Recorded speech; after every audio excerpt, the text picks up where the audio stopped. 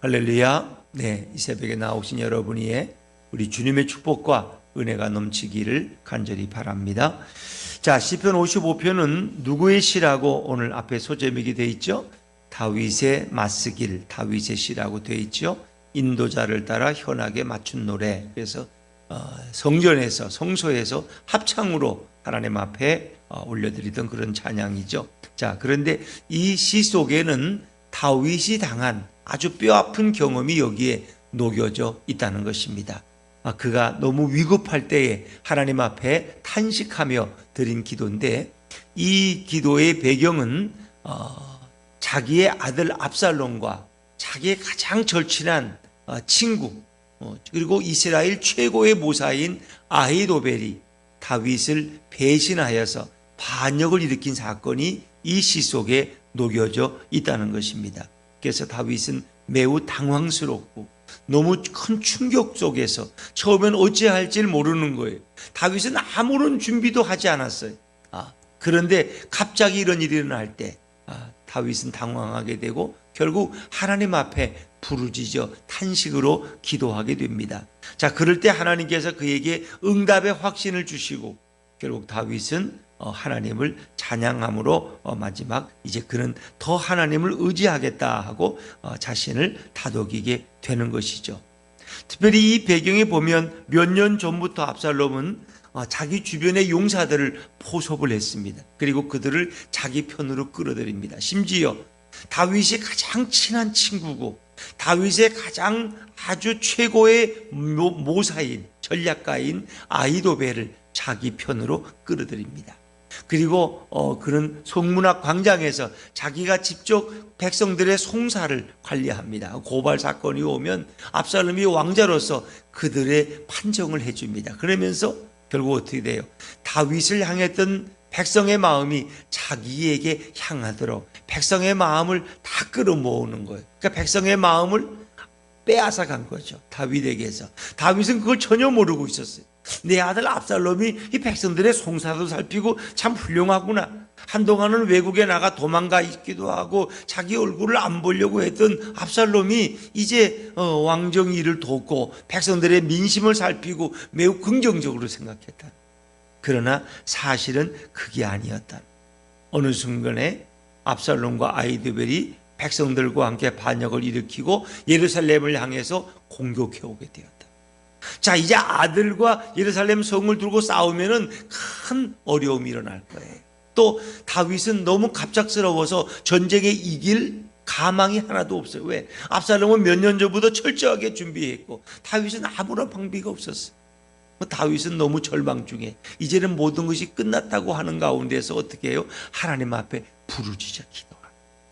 그는 너무 공포심에 너무 두려움에 떨면서 너무 황망한 중에 하나님 앞에 부르짖었어요. 근데 하나님이 다윗 편이 되신 거예요. 다윗은 예루살렘 성을 내어주고 그냥 맨발로 머리를 풀어헤치고 눈물 흘리면서 도망가는 것이죠.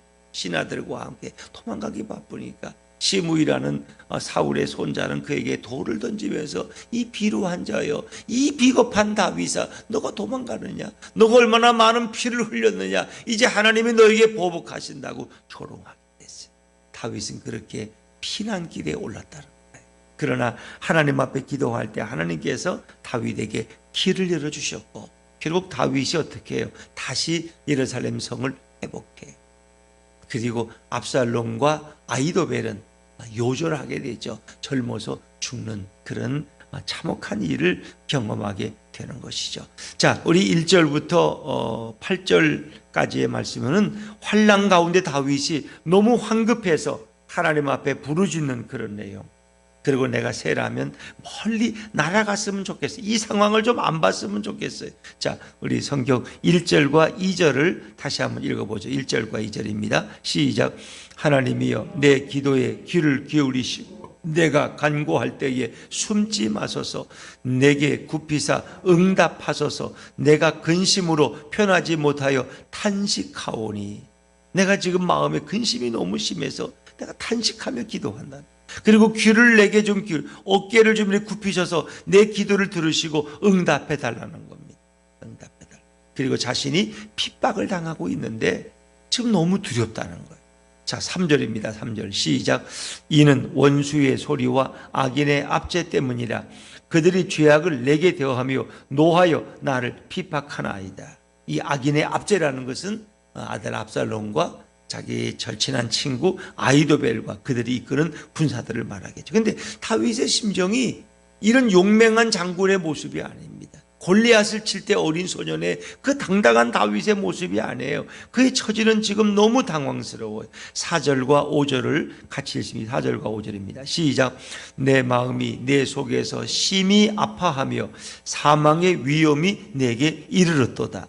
두려움과 떨림이 내게 이르고 공포가 나를 덮어도다. 이 위대한 장수, 이 다윗이 어떻게 이런 고백을 할 수 있어요? 내 마음이 너무 심히 아파서 견딜 수가 없다.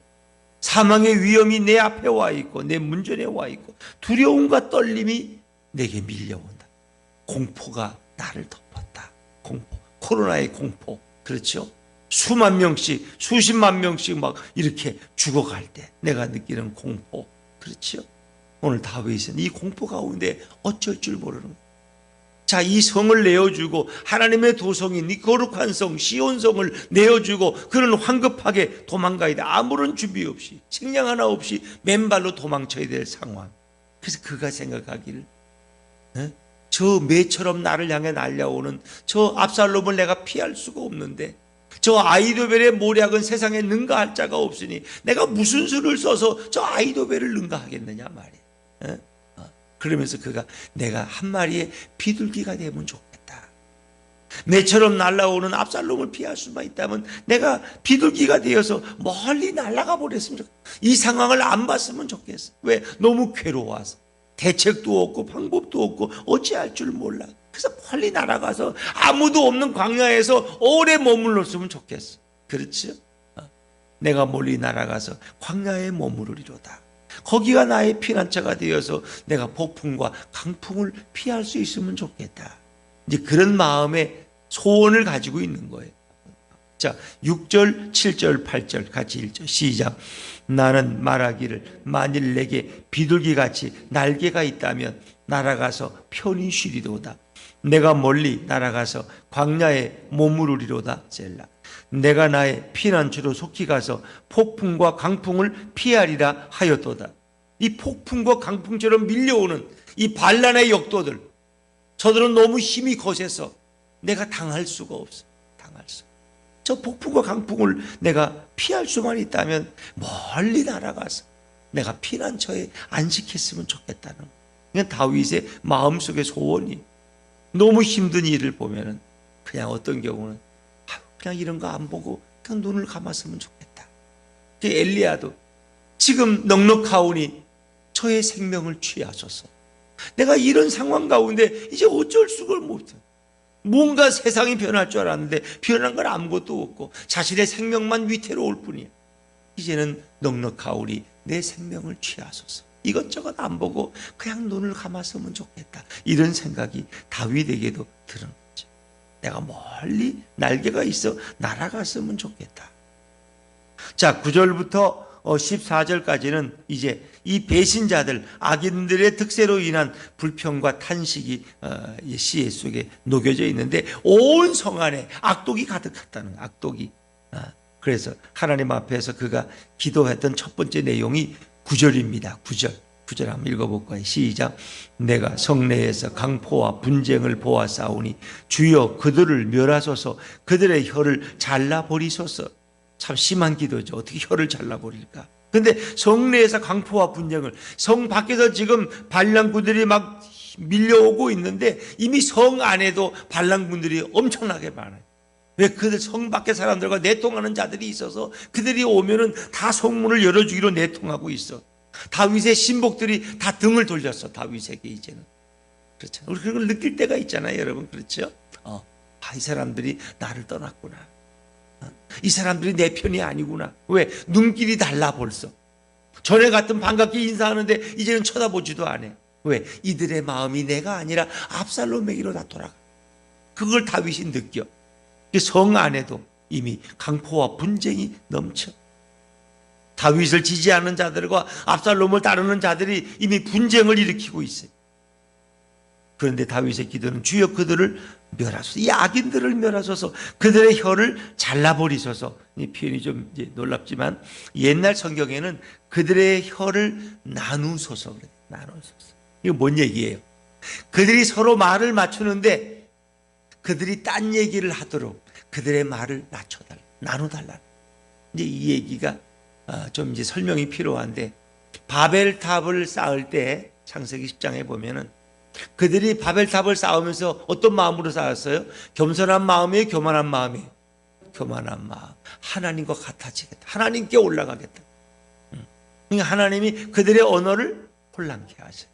그러니까 벽돌을 올리라 그러면 물을 올리고, 모래를 올리라 그러면 시멘트를 올리고, 이게 뭐 말이 안 통하는 거야. 그래서 결국은 중단해버리고 허물어져.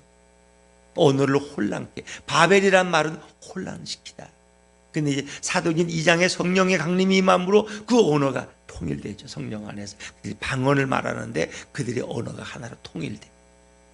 이런 놀라운 이제 구원의 역사를 설명하는 건데, 이 압살롬이 전적으로 의지한 전략가가 아이도벨이에요. 아이도벨. 이 아이도벨을 능가할 자가 이스라엘은 없어요. 그의 병책을, 그가 어떤 계교를 꾸미면 그거를 막을 자가 없어요. 이제 끝난 거야. 다윗은 알아. 아이도벨이 압살롬에게 있으면 이건 세상 없어도 안 돼. 뭐 그 앞에 요압 장군이 있고 난리 있어도 안 돼. 여러분, 제갈공명을 누가 이겨요? 삼국지에 보면 제갈공명의 병법을 이길 자가, 조조도 백알공명 앞에 무릎을 꿇어. 이길 자가 없는 거야. 그런 전략가를. 그 다윗은 알아. 이건 전쟁은 끝난 거다. 근데 그의 기도가 저들의 말을, 혀를 나누소서. 결정적인 게 뭡니까? 다윗이 기도하다가 자기의 신복인 후세를, 그 사람도 이제 전략가지만 아이도벨에는 못 미쳐요. 자기가 신이 받은 후세를 너는 나오지 말아라. 예루살렘 성에 남아있어라. 성을 지켜라. 그리고 너가 압살롬의 편에 가담해라. 압살롬의 신복이 되어라. 나는 다윗이 싫다. 압살롬이 좋다. 아들 압살롬이. 그렇게 해서 압살롬의 신임을 얻으라. 자, 이제 파죽지세로 몰려와서 성을 내어 도망갔습니다. 전쟁이 이제 끝날 지경이에요. 아이도벨의 마지막 계략이. 지금 다윗은 맨발로 도망갔고 아무것도 무기도 없고 먹을 것도 없다. 이럴 때 1만 5천 명이 가도 그들을 다 무찌를 수 있다. 이게 아이도벨의 계략이에요. 근데 그날따라 하나님이 압살롬의 마음을 혼란케 만들어. 늘 아이도벨의 말을 따라서 지금까지 승리하고 왔는데 그날따라 아니야, 저 다윗 왕 옆에 있는 후세의 말도 한번 들어보자. 후세의 말을 들으니까 후세는 다윗의 사람인데 진실로 바르게 대답 안 하죠. 다윗은 그래도 전쟁터를 누비던 영웅입니다. 골리앗을 무찌른 다윗인데 그가 아무리 황급하게 피난했던들 그의 주위에는 기라성 같은 장군들이 있고 함부로 대할 수 없습니다. 그러니까 우리가 지금 좀 다급하니까 군사들을 잘 먹이고 잘 재우고 힘을 비축해서 한꺼번에 다윗을 칩시다. 시간을 하루를 버는 거야. 그런데 그때 압살롬이 아이도벨의 말을 들을 것이냐 후세의 말을 들을 것이냐 헷갈리는 거예요. 근데 묘하게도 하나님께서 압살롬을 혼란케 해서 자기의 신복인 아이도벨의 말을 듣지 않고 오늘은 후세의 말이 더 옳은 것 같아. 후세의 말을 듣자. 그래서 아이도벨의 계략을 거절했어. 그때 아이도벨은 이제 끝났다는 걸 알았어요. 참 놀랍죠. 이젠 패배했다. 압살롬은 절대로 다윗을 이길 수가 없다. 저들의 편에 하나님이 계시는 걸 알았어. 그리고는 아이도벨이 그만 옷을 입고는 시골로 자기 고향으로 돌아가서 어떻게 해요? 목매어서 자살합니다. 왜? 전쟁이 패배할 걸 알았기 때문에. 그만큼 뛰어난 사람이야 아이도벨이. 근데 누가? 하나님이 압살롬의 마음을 혼란케 만들고 그들의 언어가 나눠지게 만들고. 그러니까 이것이 하나님의 역사인 줄로 믿으시길 바랍니다. 하나님이 이렇게 일하시는 그 순간에 압살롬이 아이도벨의 말만 들었더라면 그는 다윗을 이어서 왕이 됐어. 다윗은 멀리 귀양 가든가 죽임을 당했겠지. 근데 하나님이 다윗의 기도를 들으시고 다윗의 편에 서시니까 압살롬이 지금까지 잘 해왔는데 그 순간 헷갈린 거예요. 후세의 말을 들어 아이도벨의 말을 무시하고 결국은 거기서 끝나. 그럴 때 다시 민심이 다윗에게로 돌아오고, 다윗이 재정비해서 다시 요압 장군이 힘을 내서 군사를 이끌고 압살롬을 공격하는데, 결국 압살롬은 어떻게 했어요? 압살롬도 도망가다가 그 머리채가 나무에 걸려서 대롱대롱 매달려 요압이 목을 쳐서 죽여. 그래서 아히도벨은 목매달아 스스로 자살하고 압살롬은 살해당하고, 이제 이런 일이 일어나는. 그러니까 이 모든 배후에 성령의 역사가 있다. 하나님의 간섭이. 그러니까 하나님은 의인의 편이시지 절대로 배신자나 악인의 편에 서시지 않는다. 다윗을 배신했다는 건 결국 누구예요? 하나님을 배신하고. 왜냐하면 신정왕국의 대리자고 다윗의 후손 가운데 메시아 예수 그리스도가 오시기 때문에. 여러분 그걸 이해하시다. 다윗은 하나님이 택해서 기름 부음 받은, 그를 통해서 이제 메시아의 왕국의 모델을 하나님 우리에게 보여주시는 거예요. 자, 뭐 그 이하도 이 성 안에 압독과 죄악이 가득 찼다는 거예요. 자, 우리 10절 11절 같이 읽죠. 시작. 그들이 주야로 성벽 위에 두루 다니니 성중에는 죄악과 재난이 있으며 악독이 그 중에 있고 압박과 속임수가 그 거리를 떠나지 아니하도다. 이 예루살렘 성이 죄로 가득 찼어요. 그래서 사실은 나중에 보면 어떡합니까?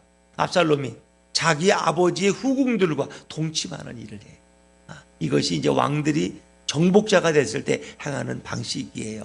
자기가 나라의 주권자가 됐다는 그런 건데 이런 악을 행합니다. 근데 여기 이제 우리가 꼭 읽고 넘어가야 될 것인데 12절을 말씀을 읽으면 얼른 잘 이해가 안 되죠. 자, 12절을 한번 천천히 읽어보세요. 시작.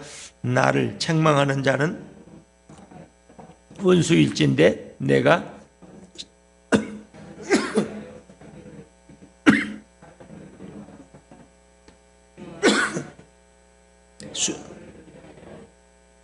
아멘. 이게 미안합니다. 이게 얼른 이해가 안 되는 말씀인데 이게 시적인 표현이에요. 그러니까 나를 이렇게 비방하고 공격하는 자가 원수라면 내가 그냥 그에게 순순히 내어줄 것일 겁니다. 근데 그는 내 아들이야. 나를 대하여 자기를 높이고 나를 공격하는 자가 내가 미워하는 자라면 내가 그냥 부끄러워서 어디 숨었겠어. 그런데 그가 누구예요? 자기의 가장 절친한 친구인 아히도벨이에요. 이게 다윗이 너무 견딜 수 없다는 거예요. 왜? 내 아들이 나를 향해서 칼을 겨누고 내 가장 절친했던 중마고우 친구가 나를 향해서 화살을 쏘니까 내가 이거 견딜 수가 없다는 거예요. 그래서 그 12절의 표현 뒤에 오는 것이 13절이죠. 13절 14절 같이 읽죠. 시작. 그는 곧 너로다. 나의 동료, 나의 친구요, 나의 가까운 친으로다. 우리가 같이 재미있게 의논하며 무리와 함께하여 하나님의 집안에서 다녔도다. 이건 아히도벨을 가리켜. 너는 나의 동료고 나의 친구고 내 가장 가까운 친으로다. 우리가 같이 늘 재미있게 의논하며 나라의 국사를 의논했고 무리와 함께하며 하나님의 집안에서 함께 예배드리던 그 중마고우라는 거예요. 아히도벨이. 너가 어떻게 나를 배신할 수 있냐는 거예요. 그게 너무 가슴 아파서 견딜 수가 없다는 거예요. 블레셋의 공격을 받았더라면 오히려 내가 좋다는 거예요. 근데 너는 내 친구라는 거예요. 이게 다윗의 마음속에 가장 큰 충격이에요. 충격. 그러나 이런 가운데서 다윗은 하나님 앞에 기도하고 하나님의 응답을 확신합니다. 16절 17절을 제가 읽을게요. 시작. 나는 하나님께 부르짖으리니 여호와께서 나를 구원하시리로다. 이 믿음의 응답을 확신하는 거예요. 17절. 저녁과 아침과 정오에 내가 근심하여 탄식하리니 여호와께서 내 소리를 들으시리로다. 저녁에도 아침에도 정오에도 탄식함으로 하나님 앞에 부르짖었더니 하나님이 내 기도를 들으셨다는 확신이 밀려오기 시작했어요.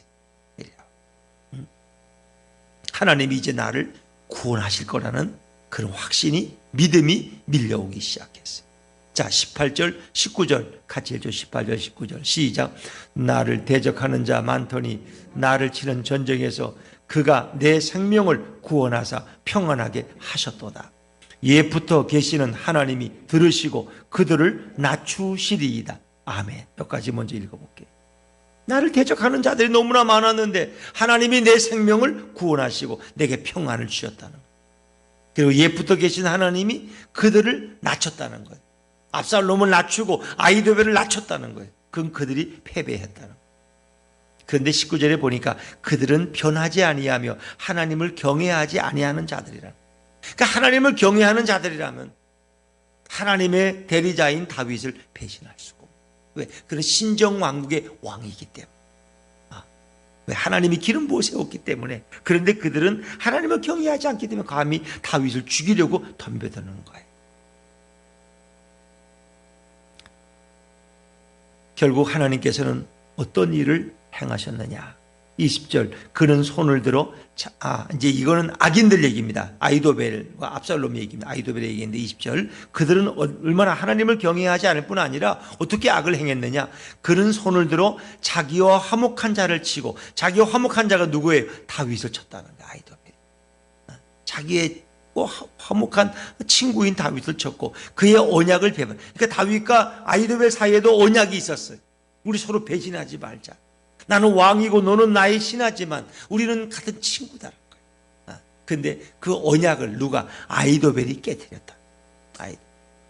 21절에 그의 입은 우유 기름보다 미끄러우나, 아주 말은 너무 부드러워, 말을 잘해. 근데 그의 마음은 전쟁이요, 그의 말은 기름보다 유하나 실상은 뽑힌 칼이로다. 그 입에는 칼이 있다는 거예요. 그러니까 무서운 사람이죠. 아히도벨이 다윗을 배신하고 언약도 어기고. 그렇죠. 그러나 다윗은 오직 하나님께만 의지했어요. 자기의 근심과 염려와 이 무거운 짐을 하나님께 맡겼어요. 이거 이제 삼자적 입장에서 다윗을 향해서 다윗이 하는 얘기예요. 자, 22절입니다. 22절 시작. 내 짐을 여호와께 맡기라. 그가 너를 붙드시고 의인의 요동함을 영원히 허락하지 아니하시리로다. 다윗이 기도 가운데 확신을 왔어요. 다윗아, 너의 짐을 여호와께 맡겨. 하나님이 너를 붙드시고 의인인 다윗의 요동함을 영원히 허락하지 아니하실 거야. 하나님이 나를 붙드실 거야. 이게 시적인 표현이에요. 자기가 자기한테 하는 말이라는 거 아세요, 여러분? 시적인 표현이에요. 이건 우리들에게도 너의 짐을 여호와께 맡기라. 그가 너를 붙들어 주시고 너를 요동치 않게 하나님이 지키실 것이다. 할렐루야. 그랬습니다. 우리의 무거운 짐, 여러분 다 짐이 있잖아요. 자식의 짐, 어떤 분은 자식 때문에 그냥 평안하지 못해. 애가 학교만 가면 문제를 일으키고 싸운대. 그냥 애가 공부를 안 하는데 애가 자꾸 나쁜 친구들하고 어울린대. 이 짐도 하나님께 맡기라. 어떤 분은 사업의 짐이, 어떤 분은 건강의 짐이 있고, 어떤 짐은 뭔 이런 여러 가지 고민거리가 있어요. 그 짐을 누구에게? 하나님께 맡기라. 그럼 하나님이 너를 붙드신다. 예수님이 너를 붙드시고 너를 요동치 않도록 우리 예수님이 너와 동행하신다. 할렐루야. 그렇습니다. 자, 23절 마지막 말씀, 23절 시작. 하나님이여 주께서 그들로 파멸의 웅덩이에 빠지게 하시리이다. 피를 흘리게 하며 속이는 자들은 그들의 날에 반도 살지 못할 것이나 나는 주를 의지하리이다. 다윗은 마지막까지 하나님을 의지하는데 23절이 의미가 있어요. 하나님이여 주께서 그들로 파멸의 웅덩이에 빠지게 하시리이다. 이걸 확신하는 거예요. 파멸의 웅덩이. 압살롬은 뭐예요? 결국 나뭇가지에 목이 매달려서 결국은 죽고, 아히도벨은 어떻게 해요? 스스로 자기의 말의 꾀임에 빠져서 결국은 그도 웅덩이에 빠진 꼴이 되는 거죠. 그들은 다 피 흘리기 좋아하는 자들, 그들은 속이는 자들, 아버지 다윗을 속이고 친구인 다윗을 속인 자들이. 근데 그들의 날에 얼마도 살지 못할 것이나 절반도, 그들의 날에 반도 살지 못할 것이나 그들은 일찍 죽었다는 거예요. 일찍 죽었어. 아히도벨도 그렇게 가룟 유다가 예수님 배신하고 목매달아 죽은 것처럼 아히도벨도 다윗을 배신하고 고향에 가서 스스로 목을 메어서 죽었어요. 그러니까 이런 구약의 사건들은 신약에 있을 예수님을 배신할 가룟 유다를 우리에게 미리 보여주고 있는, 가룟 유다가 불행한 거예요. 근데 배신자의 생애는 이렇다는 거예요. 그렇죠? 예수님을 배신한 가룟 유다는 결국 극단적인 선택을 해서 목매달아 죽었어요. 그러나 베드로는 예수님을 배신하고 저주했지만 결국 회개하고 그는 돌아왔어요. 근데 아이도벨도 맞아요. 다윗을 배신한 자는 결국은 스스로 자기 목숨을 끊고 말았어요.